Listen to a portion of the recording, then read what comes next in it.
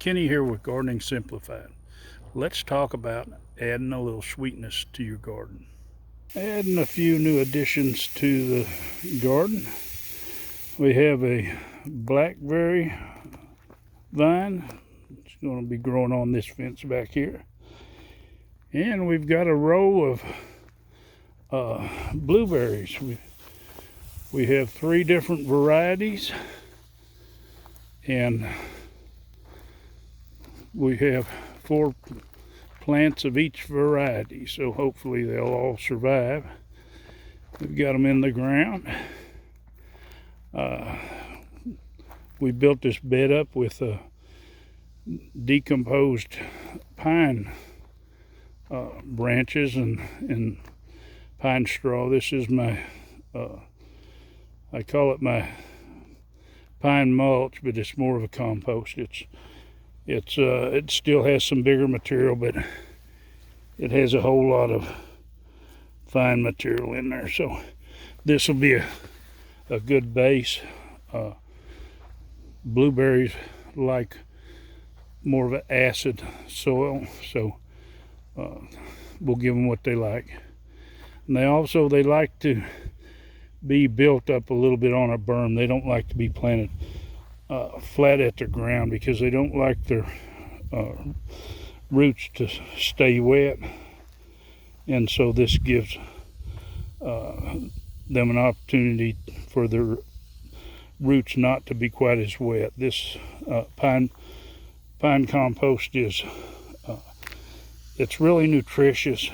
It works real good. I use it in the middle of my rows, but I've noticed like my tomatoes will root out on the surface and latch onto it. So whatever's in it, they're liking it. But hopefully next year I ought to get a few blueberries, and I hope these do good. I've planted these before, but I haven't made an effort to put them in a good bed. But what I tried to do is get some varieties that some were good producers. I like good flavored berries, and some are not necessarily good for market, but they're really good for eating, and that's what I want. These are my 2 apple trees, and one's about 4 foot, the one's a little bit shorter, but it's bushed more than the other one. Now these were planted from seed, and we talk about seeds. Now you see the color of the bark on this one, how dark it is, and when you get over here, this one is lighter, and it's easier to see when they're side by side how much difference there are in color.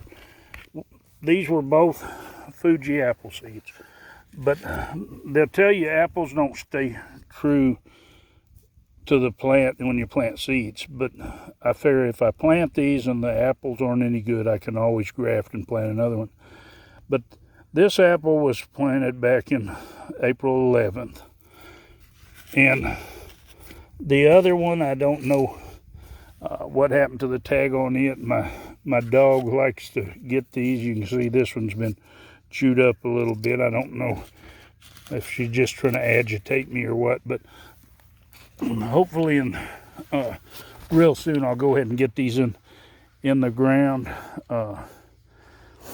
and have them get a good chance to root in this winter, and maybe get to doing some real growing next year. And of course, strawberries are really a good crop to have to get that extra little bit of sweetness in your garden. Now, I've talked about these in a few update videos and stuff, and while I'm out here, I think I'll just pull this little weed. But these Avions are really good about sending out runners. As you can see, I started out with 50 plants, and I put these out in the heat of the summer, and I didn't get my shade cloth on them very quick, and not quite enough water either, and I lost all but about probably 7 to 10 plants. Well, got a few strawberries off the ones that did survive. But the main intent I had was to let them start sending out runners. These Avions really like to send out these runners, and whenever they do, it's just a matter of potting them up. We'll put a little staple in the pot, hold them down, and then they'll root in. And then once they get in there good, rooted in, they'll send out a runner from there. And now I have better than 60 something plants potted up, and I have a whole lot of runners that need to be stuck into pots. But it just looks like a chaos out here. But that's my intent, because blueberries prefer a acid soil, probably 4.5 to 5.5, and strawberries prefer probably a 5.5 to a 6. So they like a little acidy soil too. And my intent is to use these as a, for lack of a better word, an underforest crop on my blueberries.